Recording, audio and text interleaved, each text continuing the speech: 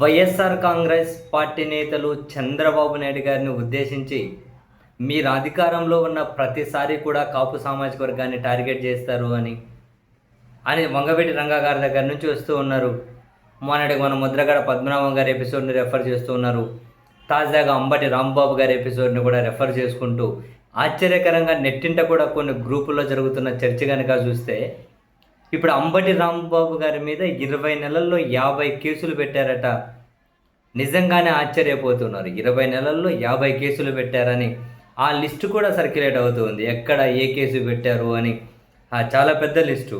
అందులో జిల్లాల వారీగా చూస్తే గుంటూరు జిల్లాలో 14 కేసులట, పల్నాడు జిల్లాలో 4 కేసులట, ఈస్ట్ గోదావరి జిల్లాలో 4 కేసులు, కర్నూలులో 4, బాపట్లలో 3, డాక్టర్ బిఆర్ అంబేద్కర్ కోనసీమలో 3, సత్యసాయి జిల్లాలో 3, ఏలూరులో 2, ప్రకాశంలో 2, పొట్టి శ్రీరాములో నెల్లూరులో 2, వెస్ట్ గోదావరిలో 2, అనంతపూర్లో 1, చిత్తూరు, కాకినాడ, కృష్ణా, ఎన్టీఆర్, తిరుపతి, వైఎస్ఆర్ కడప ఈ అన్ని జిల్లాల్లో ఒక్కొక్కటి చొప్పున కరెక్ట్గా హాఫ్ సెంచరీ అట.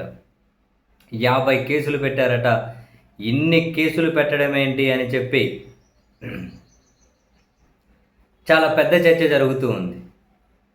సరే ఇవి అనుకోని జరుగుతాయా, అనుకోకుండా జరుగుతాయా అనే చర్చలోకి మనం రాకపోయినా ఆంధ్రప్రదేశ్ రాజకీయాలు కులాల ప్రస్తావన లేకుండా జరిగే పరిస్థితి లేకుండా ఉంది. కాబట్టి కులాల ప్రస్తావన అధికార కూటమిలో ఉన్న వాళ్ళే చూసాం. బీజేపీ ఎమ్మెల్యే ఆదినారాయణ రెడ్డి గారు లాంటి వాళ్ళు పాలన కమ్మగా ఉందని, కమ్మదనం అంటే ఏంటో తెలుసు కదా మీకు. అది మారాలి అని చెప్పి అంటే అధికారంలో ఉన్న వాళ్ళకి అటువంటి ఫీల్ అంటే కులం అనే ప్రస్తావన ఉంది. ఇంకా విపక్షం వైపు నుంచి కులం అనే ప్రస్తావన రాకుండా ఎందుకు ఉంటుంది? కొందరు నేతలను ఇంత దారుణంగా టార్గెట్ చేసి ఇన్ని కేసులు పెడితే ఆ ప్రస్తావన రాకుండా ఎందుకు ఉంటుంది? బై డిఫాల్ట్గా సామాజిక వర్గాల్లో కూడా ఈ చర్చ రాకుండా ఎందుకు ఉంటుంది అని మనం ఈరోజు కూడా మీడియాతో మాట్లాడినటువంటి అంబటి రాంబాబు గారు ఒక మాట అన్నారు. ఒక సిఐ వంశీకృష్ణ ఏదో పేరు చెప్పారు. ఆయన ఏం పేరట,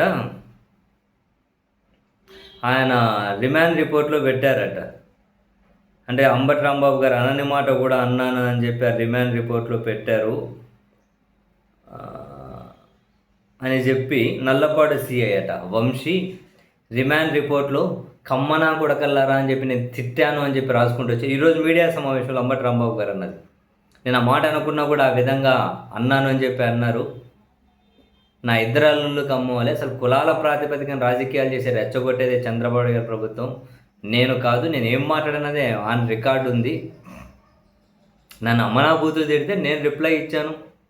సరే కరెక్ట్ కాదని ప్రాయశ్చిత్తం వ్యక్తం చేశానని అంటూ పెమ్మసాని చంద్రశేఖర్ బ్రహ్మాండంగా సినిమా చూపించావు, నాకు సినిమా చూపిస్తాను, చాలా పెద్ద సినిమా చూపించావు.